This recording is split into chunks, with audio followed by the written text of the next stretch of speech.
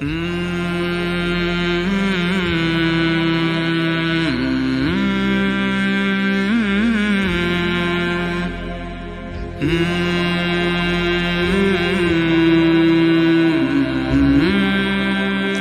علیکم ورحمۃ اللہ وبرکاتہ۔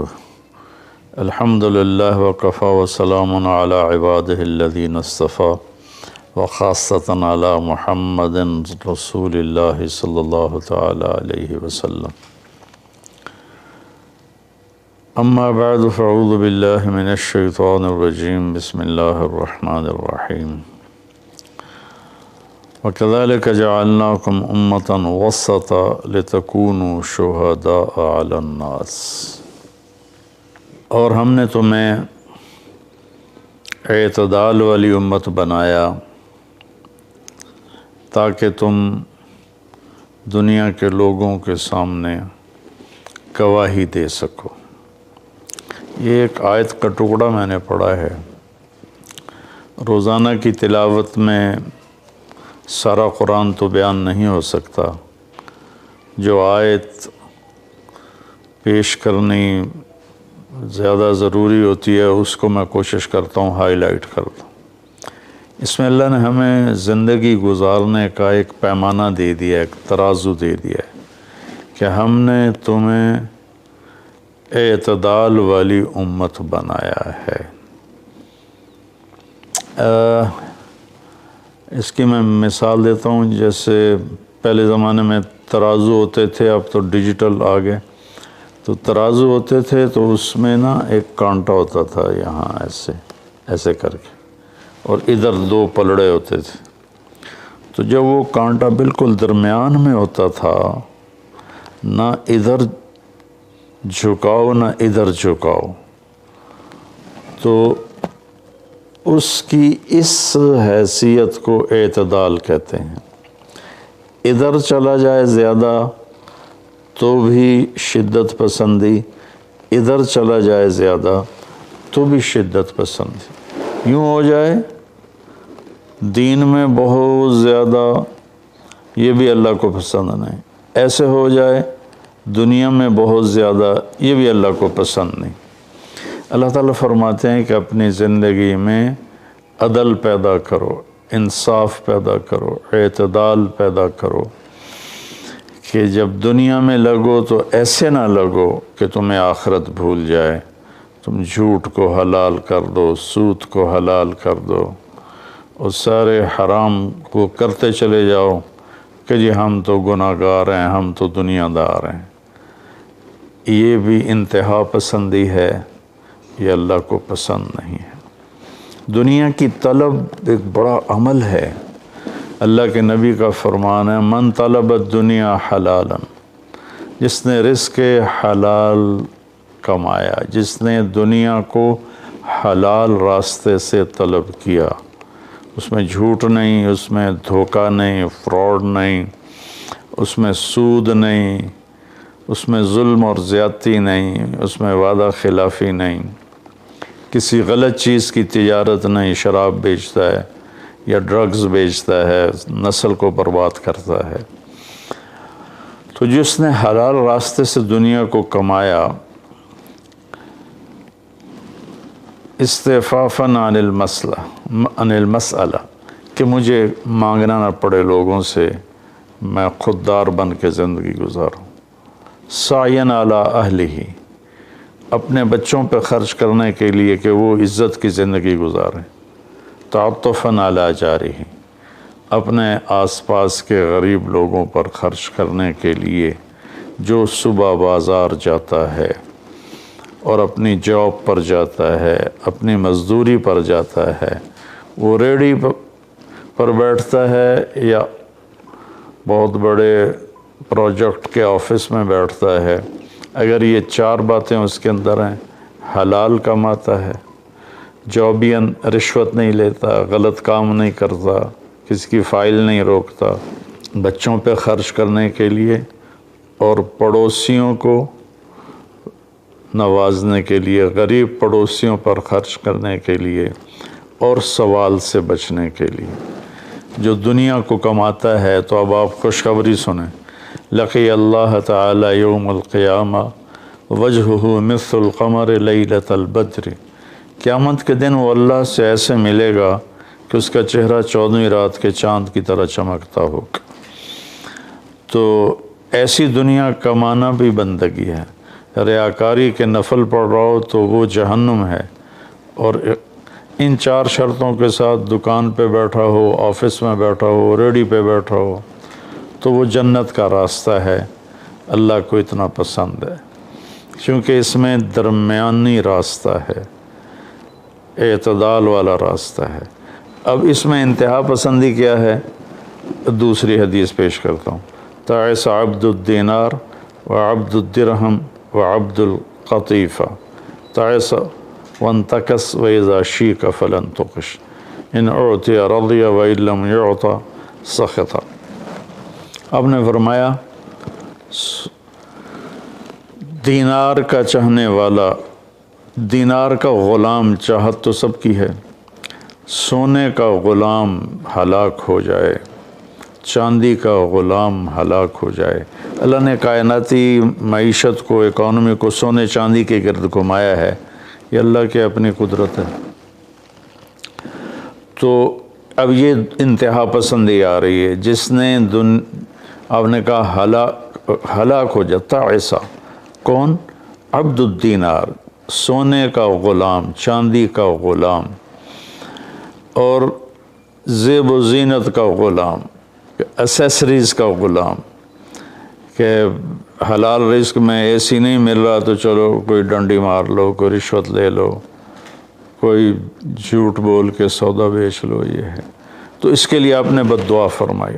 یہ بخاری شریف کی روایت ہے، آپ رحمت اللہ علیہ عالمین ہو کر آپ بد دعا فرما رہے ہیں کہ ایسے لوگ، چونکہ یہ لوگ جب دنیا میں جاتے ہیں تو اوروں کے حقوق مارتے ہیں، اوروں جو رشوت لیتا ہے، وہ رشوت دینے والا پتہ نہیں کن مشکلوں سے اپنے کام کے لیے پہنچا ہوتا ہے، جس کو یہ دھوکہ دے کے مال بیچ دیتا ہے، وہ پتہ نہیں کتنی مشکلوں سے پیسہ بنا کے مال لینے آتا ہے، اس کو یہ 2 نمبر ٹکا دیتا ہے۔ اس لیے ان کے لیے بد دعا فرمائی کہ یہ معاشرے کے لیے ناسور لوگ ہیں، چاہے یہ کتنے ہی نامور ہوں، لیکن یہ معاشرے کے لیے ایک عذاب ہیں، ایک مصیبت ہے۔ تو دنیا میں بھی چلو تو درمیانہ راستہ اختیار کرو، اتنے نہ کھب جاؤ میرے بھائیو کہ ٹوائلٹ میں بھی سودے ہو رہے ہوتے ہیں، پیشاب کرتے ہوئے۔ ابھی میں کراچی سے لوٹا تو لاہور ایئرپورٹ پر میں وضو کرنے گیا تو پیچھے جو پیشاب کرنے کی جگہ ہوتی، وہاں ایک آدمی کھڑا ہوا، گردن کے ساتھ اس نے موبائل پکڑا ہوا تھا اور بولے جا رہا تھا، بولے جا رہا تھا، بولے جا رہا تھا۔ یہ بھی کوئی زندگی نہیں ہے، کھانا بھی کھا رہے ہیں اور سودا بھی بیچ رہے ہیں اور پیمنٹ بھی لے رہے ہیں اور سودا کر بھی رہے ہیں اور ساتھ کھانا بھی کھا رہے ہیں۔ تو یہ تو کھانا زہر بن جاتا ہے۔ دماغ کی طرف سے آرڈر جاتا ہے کہ کھانا آ گیا ہے، تیار ہو جاؤ، معدے کو آرڈر ملتا ہے، ساتھ ہی فون کی گھنٹی بجتی ہے، فون اٹھاتا ہے تو آرڈر فون کی طرف چلا جاتا ہے، معدے کو آرڈر نہیں جاتا، غذا زہر بن جاتی ہے۔ تو ایسی دنیا کما کے کیا کرنا جس میں آپ کی صحت ہی برباد ہو جائے اور آپ اتنے مصروف ہو جائیں کہ گھر میں آ کر بھی کوئی بچوں سے دلچسپی نہیں، بس اپنے موبائل پر یا سودے کر رہے ہیں یا موبائل پہ کوئی گیمیں کھیل رہے ہیں یا کوئی مووی دیکھ رہے ہیں یا کوئی ڈرامہ دیکھ رہے ہیں۔ کتنی مائیں ہیں جو اس طرح اپنے بچوں کو جھٹک دیتی ہیں، وہ ڈرامہ دیکھ رہی ہوتی ہیں یا کوئی مووی دیکھ رہی ہوتی ہیں یا کوئی کلپ دیکھ رہی ہوتی ہیں، تو بچہ آتا ہے تو اس کو ہوں ہاں کر کے ٹال دیتی ہیں۔ میرے بھائیو، میری بہنوں، اپنی زندگی کو وہ درمیان میں لاؤ، درمیان۔ میں آپ کو مثال دیتا ہوں، گاڑی کے چاروں ٹائر میں ہوا بیلنس ہو تو گاڑی صحیح چلتی ہے، چاہے ایف ایکس کیوں نہ ہو، اور اگر ہوا اوپر نیچے ہے، بیلنس نہیں ہے، تو مرسڈیز بھی ہوگی تو وہ چلنے میں آپ کو تکلیف دے گی۔ ایک گاڑی ہے، انسان بھی، اس کو بھی بیلنس آف لائف چاہیے۔ یہ گھر میں آؤ تو گھر کے ہو جاؤ، فون آف کر دو، اور اپنے بچوں سے بات کرو، بیوی سے بات کرو، ان کے ساتھ بیٹھو، ان سے گپ شپ کرو، اور گھر کی باتیں کرو، گھر کے مسائل ذکر کرو، باہر کے مسائل کو گیٹ پہ چھوڑ کے آ جایا کرو۔ تو یہ تو دنیا ہے نا، اللہ نے اس میں ناپسند کیا ہے کہ ہم اپنے آپ کو زیادہ کھو پائیں، لیکن دین میں بھی اللہ نے ناپسند کیا ہے کہ ہم اس میں زیادہ لگ جائیں۔ لا تغلو فی دینکم، اپنے دین میں انتہا پسندی پہ مت جاؤ۔ اللہ نے اپنے محبوب سے فرمایا فلا تذهب نفسك علیہم حسرات، میرے نبی آپ ان غیر مسلموں کو تبلیغ کرتے ہوئے اتنا دکھ نہ اٹھائیں کہ آپ خود آہیں بھرتے بھرتے فوت ہو جائیں۔ اللہ نے اپنے نبی سے فرمایا، نماز لمبی کی تو اللہ نے اس سے منع فرما کر فرمایا کہ ما انزلنا علیک القرآن لتشقی۔ اللہ نے اپنے نبی سے اعتدال مانگا، لا تبسطھا کل البسط، میرے نبی آپ مال خرچ کریں لیکن سارا نہ خرچ کریں، کچھ بچا کے بھی رکھیں۔ اللہ نے اپنے محبوب سے فرمایا، اس لیے تو اللہ نے زکوٰۃ کا نظام چلایا۔ تو اور ایک حدیث پہ پیش کرتا ہوں،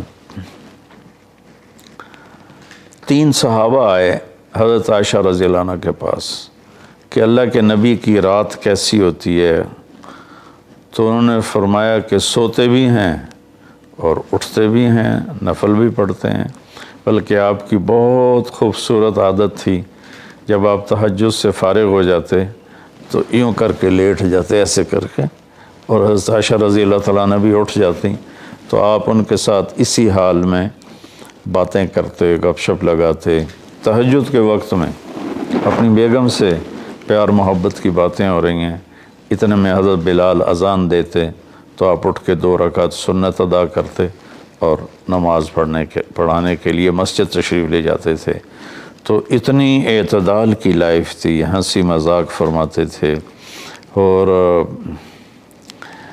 حضرت عائشہ رضی اللہ عنہ کو لقمے بنا کے کھلاتے تھے، ان کو آٹا گوندھ کے دیتے رہے جب تک حضرت عائشہ رضی اللہ عنہ کو آٹا گوندھنا نہیں آیا، کہ وہ چھوٹی عمر میں ان کی شادی ہوئی تھی۔ تو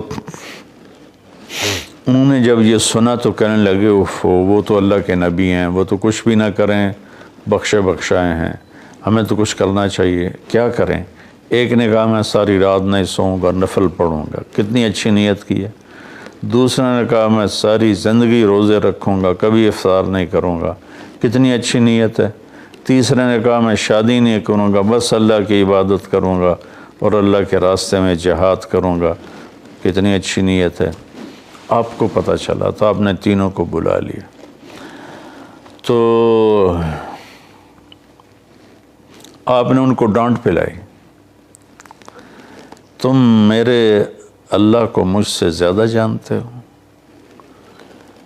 تم میرے اللہ سے مجھ سے زیادہ ڈرتے ہو، زیادہ تقوی والے ہو، میں تم میں سب سے زیادہ اپنے اللہ کو جانتا ہوں، سب سے زیادہ اللہ سے ڈرتا ہوں، میں کھاتا بھی ہوں، روزہ بھی رکھتا ہوں، میں نے شادی بھی کی ہے، میں سوتا بھی ہوں اور میں جاگتا بھی ہوں، اور میں نے آپ نے تو 11 شادیاں کی، 9 بیویاں زندہ تھیں جب آپ دنیا سے تشریف لے گئے، تو آپ کی خوبصورت زندگی تھی ان کے ساتھ۔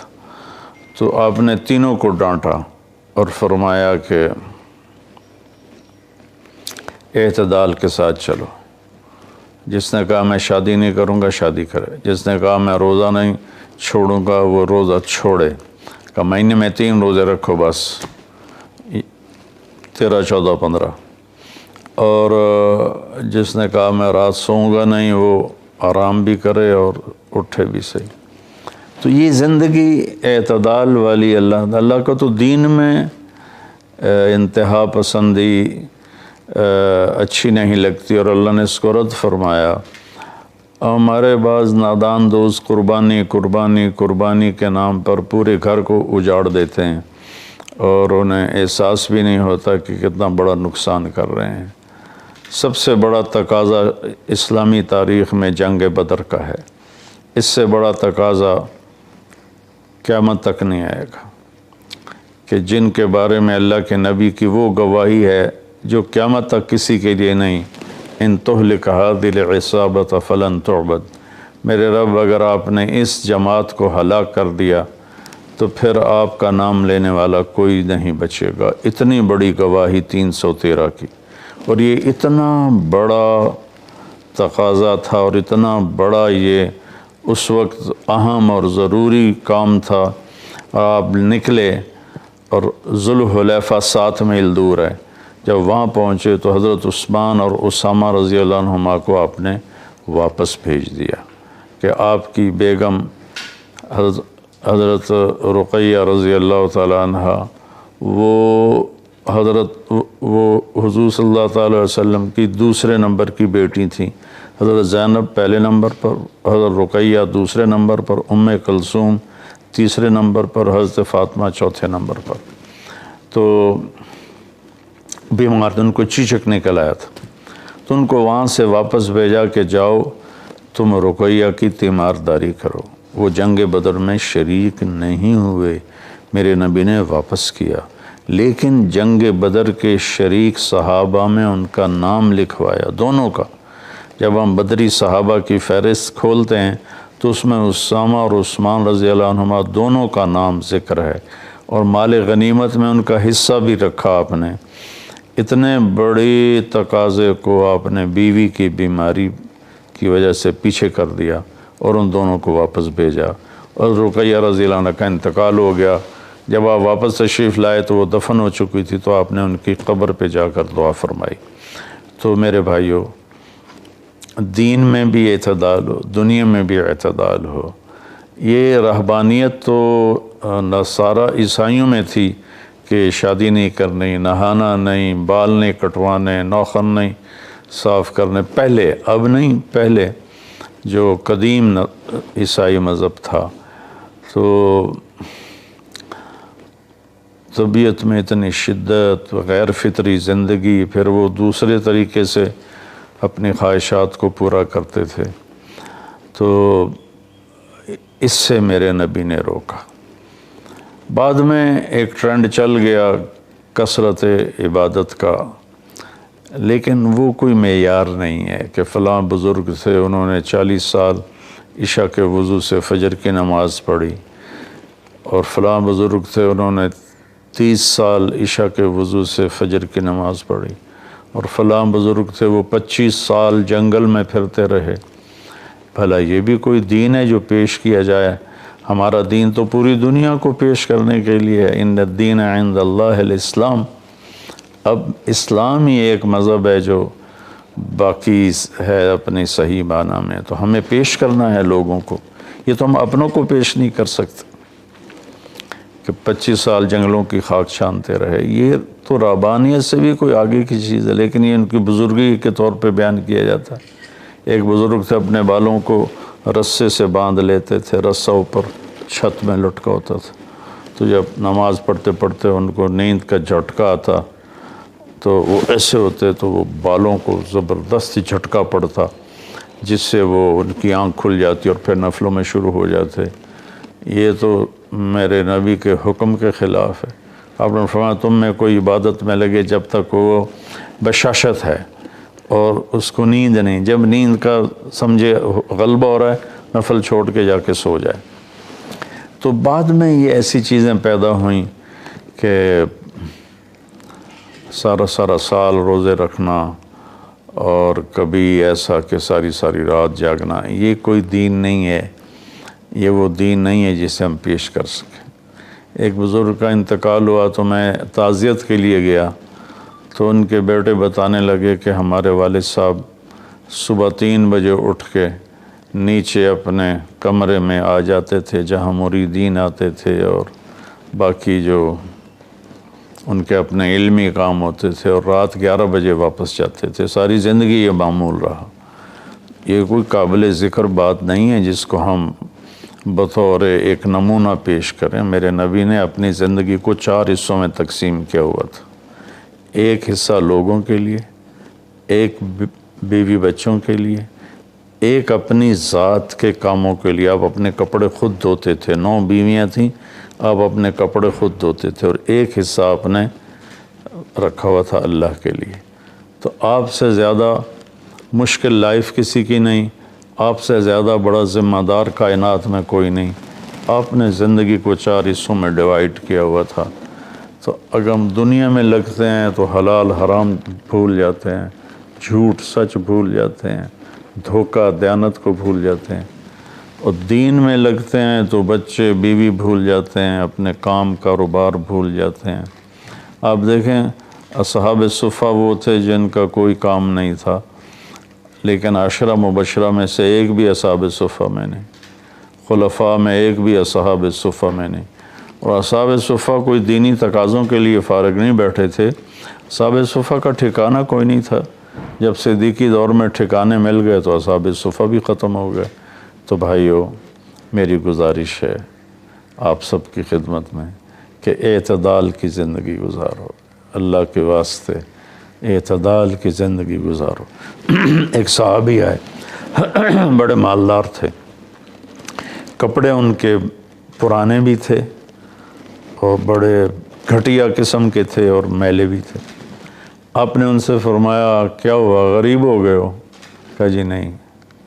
آپ نے فرمایا تو اللہ نے جو تجھے دیا ہے تو وہ چاہتا ہے کہ اللہ تیرے اوپر اس کا اثر دیکھے، اٹھو جا کے کپڑے تبدیل کر کے آؤ۔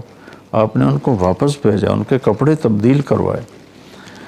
تو یہ کہ کسی کو اللہ رزق دیتا ہے، وہ اچھے کپڑے پہنتا ہے، اچھی سواری استعمال کرتا ہے، اچھے گھر میں رہتا ہے، اپنا کاروبار دیکھتا ہے، اس کو دنیا داری نہیں کہتے۔ دنیا داری تو جھوٹ اور فراڈ اور حرام اور رشوت، جتنے غلط راستوں سے جو جانا ہے کاروباری زندگی میں، یہ دنیا داری ہے۔ عبد الرحمن بن عوف رضی اللہ تعالیٰ عنہ نے وراثت میں اتنا سونا چھوڑا کہ بچوں میں تقسیم کرنے کے لیے وراثت کو کاٹتے کاٹتے آریاں ٹوٹ گئیں۔ 1000 گھوڑے، 10,000 بکریاں اور 1000 اونٹ، یہ مال مویشی ان کے پاس تھے، اور زمینیں الگ تھیں، لیکن وہ 10 بڑے صحابہ میں ہیں، ٹاپ 10 صحابہ میں ہیں۔ تو بھائیو، رمضان کا مہینہ ہے، اللہ سے مانگیں کہ اللہ ہمیں اعتدال والی زندگی نصیب فرمائے۔ السلام علیکم۔